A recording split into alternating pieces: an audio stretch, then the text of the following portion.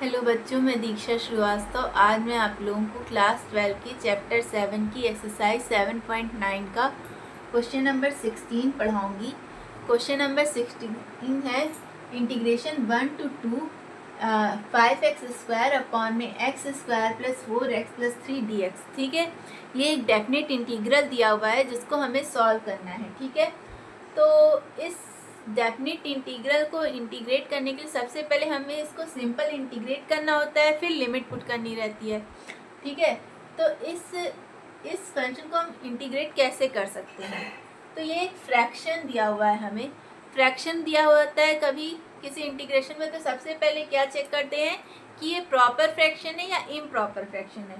तो देखो यहाँ पे न्यूमरेटर की भी डिग्री 2 है और डिनोमिनेटर की भी डिग्री 2 है, तो ये एक इम्प्रॉपर फ्रैक्शन है। ठीक है, तो इम्प्रॉपर फ्रैक्शन है तो हमें इसको सबसे पहले प्रॉपर फ्रैक्शन में चेंज करना पड़ेगा। और प्रॉपर फ्रैक्शन में चेंज कैसे करते हैं, इसको डिवाइड करके हम इसको प्रॉपर फ्रैक्शन में चेंज करेंगे। तो सबसे पहले इसको डिवाइड कर लेते हैं।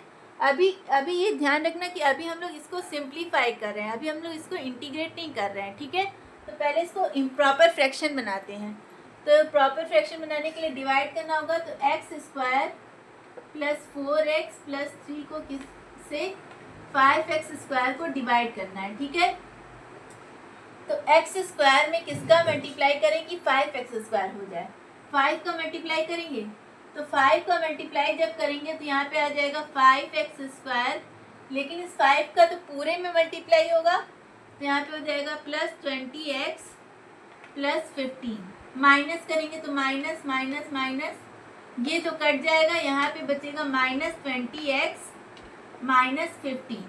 अब हम इसको किस फॉर्म में लिखेंगे, q plus r by D के फॉर्म में, जहाँ q क्या है, क्वोशेंट, r रिमाइंडर है और d डिवाइजर है। ठीक है, तो इस फॉर्म में लिखेंगे, तो यहाँ पे क्या हो जाएगा,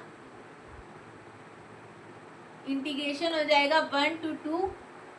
यहाँ पे q क्या है हमारा, q है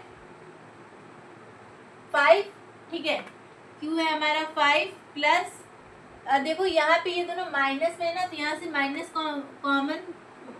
कॉमन ले लेते हैं। और r हमारा क्या है 20x प्लस 15। ठीक है, इसमें से हमने माइनस कॉमन ले लिया है। और डिवाइजर क्या है x² plus 4x plus 3 dx।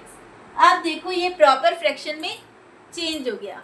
अब जब ये प्रॉपर फ्रैक्शन में चेंज हो गया है, तब हम इसमें क्या यूज़ कर सकते हैं, इसमें हम पार्शियल फ्रैक्शन लगा सकते हैं। ठीक है, तो इसमें हम पार्शियल फ्रैक्शन लगाते हैं। इस 5 को ऐसे ही छोड़ दो, 5 और माइनस ऐसे ही छोड़ दो, बस इतने में हम पार्शियल फ्रैक्शन लगाएंगे। ठीक है, तो क्या है हमारा फ्रैक्शन 20x प्लस 15 अपॉन में x² प्लस 4x प्लस 3। तो देखो इसका फैक्टर करेंगे तो फैक्टर हो जाएगा, इसका फैक्टर हो जाएगा, इसीलिए हम इसमें पार्शियल फ्रैक्शन लगा रहे हैं। ठीक है, नहीं होता तो दूसरा मेथड लगाते हैं। ठीक है, तो x² प्लस 4x प्लस 3, इसका फैक्टर करेंगे तो क्या हो जाएगा, x² plus 3x plus x plus 3। कैसे किए हैं, इस 3 का ऐसा फैक्टर करना रहता है कि इसको जोड़ने या घटाने पर ये 4 आए। ठीक है, तो इस 3 का हमने क्या किया, 3 1 जा 3, 3 प्लस 1 4 हो जाएगा, इसलिए इसको ऐसे फैक्टर किए। ठीक है, तो यहाँ से x कॉमन लेंगे x प्लस 3, यहाँ से 1 कॉमन लेंगे x प्लस 3, तो यहाँ से क्या आ जाएगा x प्लस 1 x प्लस 3। तो इस x² प्लस 4x प्लस 3 की जगह पे हम लोग क्या लिख सकते हैं, x प्लस 1 x प्लस 3। ठीक है, अब ये दोनों देखो लीनियर है, इनकी कोई पावर तो है नहीं, तो इसमें पार्शियल फ्रैक्शन का कौन सा फर्स्ट वाला मेथड लगाएंगे, तो यहाँ पे क्या हो जाएगा a अपॉन में x plus 1 plus b upon में x प्लस 3। अब एलसीएम ले लेते हैं, तो एलसीएम लेंगे तो 20x प्लस 15, यहाँ पे हो जाएगा a x plus 3 plus b x plus 1। और डिनोमिनेटर में यही आएगा x+1 x+3, तो ये इससे कट जाएगा। ठीक है, अब यहाँ पे हम लोग चाहो तो आप लोग x के कोफिशिएंट को कंपेयर करके और कांस्टेंट को कंपेयर करके भी अपना आंसर निकाल सकते हो, लेकिन हम लोग यहाँ पे एक शॉर्टकट लगाएंगे। यहाँ पे देखो x की वैल्यू क्या पुट करें कि ये a 0 हो जाए, तो x की वैल्यू जब -3 पुट करेंगे तभी ना a 0 होगा, तो पुट कर देते हैं x की वैल्यू -3। तो यहाँ पे क्या हो जाएगा, -3 × 20 क्या हो जाएगा, -60 + 15, और ये तो 0 हो जाएगा, -3 + 3 0, और यहाँ पे -3 + 1 -2 हो जाएगा, -2b, -60 + 15 क्या हो जाएगा, -45 = -2b, माइनस प्लस हो जाएगा, तो b = क्या आ गया, 45/2। अब हमें a की वैल्यू निकालनी है, तो a की वैल्यू की निकालने के लिए b को 0 करना पड़ेगा, तो b x की वैल्यू क्या पुट करें कि b 0 हो जाए, तो x की वैल्यू जब हम -1 पुट करेंगे तो -1 + 1 0 हो जाएगा, तो b 0 हो जाएगा, तो पुट करते हैं x = -1, तो यहाँ पे हो जाएगा 20 × -1 -20 + 15, और 3 + -1 क्या हो जाएगा, 3 - 1 क्या हो जाएगा, 2, तो 2a, तो यहाँ पे क्या हो जाएगा, -5 = 2a, तो a = क्या आ गया, -5/2। ठीक है, अब ये दोनों a और b की वैल्यू यहाँ पे ले जाकर इस इक्वेशन में ले जाकर पुट कर देते हैं। ठीक है, तो a और b की वैल्यू जब इस इक्वेशन में पुट करेंगे तो क्या हो जाएगा, यहाँ पे हो जाएगा 20x + 15 अपॉन में x + 1 x + 3, a की वैल्यू क्या है, -5/2, तो -5/2 x + 1, और b की वैल्यू क्या है, 45/2, 45/2 x + 3। ठीक है, ये हो जाएगा, तो इसकी वैल्यू क्या आ गई, ये आ गई। अब ये वैल्यू हम इस यहाँ पे सब्स्टिट्यूट कर देंगे। ठीक है, तो इसको 2 मान लो, इसको 1 मान लो। ठीक है, तो ये वैल्यू यहाँ पे सब्स्टिट्यूट करते हैं,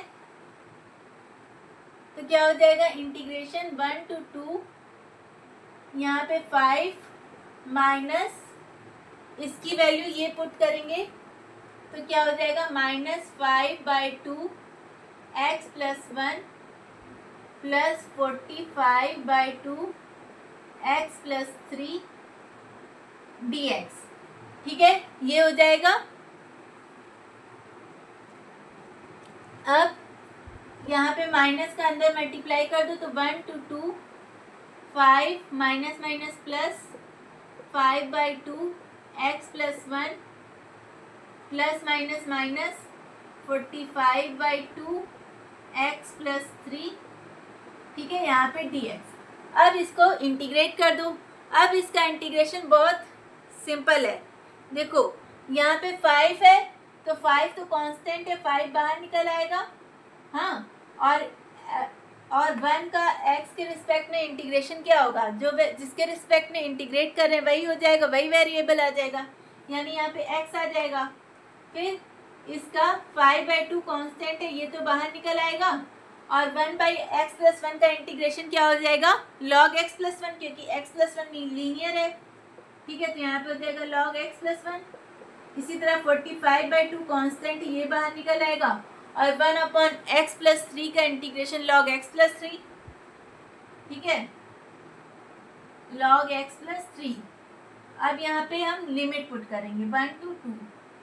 ठीक है, अब लिमिट पुट करते हैं, तो सबसे पहले 2 पुट करते हैं, क्योंकि सबसे पहले अपर लिमिट पुट करते हैं ना, तो 2 पुट करेंगे, तो यहाँ पे क्या हो जाएगा, 5 × 2 10 + 5/2 log 2 + 1 क्या हो जाएगा, 3 माइनस 45/2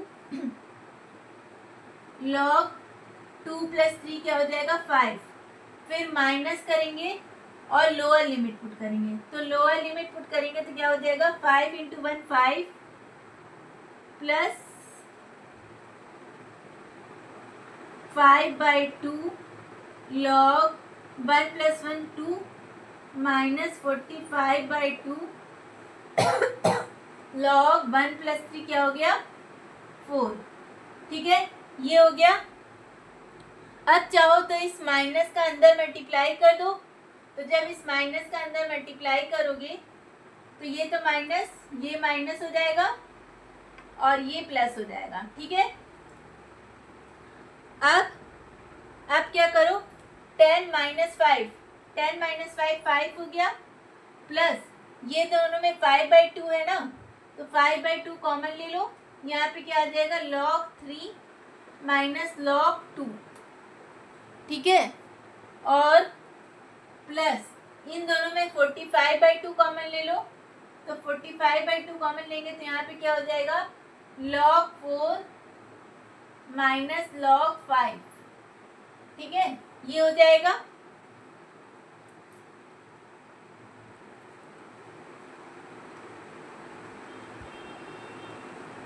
इसको आपने नोट कर लिया होगा, इसको हम इरेज कर रहे हैं। ठीक है, तो यहाँ पे क्या हो जाएगा,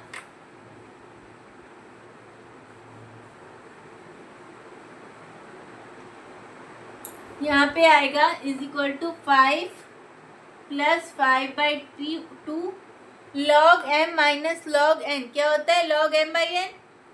ठीक है, log m minus log n क्या होता है log m/n।